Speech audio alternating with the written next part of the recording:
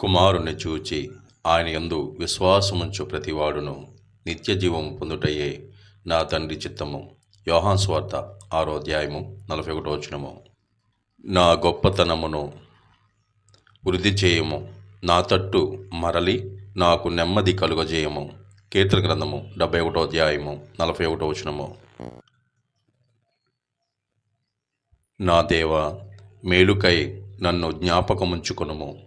నెహెమ్యా 13వ అధ్యాయము 31వ వచనము. ప్రార్థన. భూమిని ఆకాశమును సృజించిన సర్వశక్తి గల దేవా, మీకే వందనాలు. దినదినము మమ్మలను కాచి కాపాడుతున్నందుకు మీకు స్తోత్రాలు, స్తుతులు.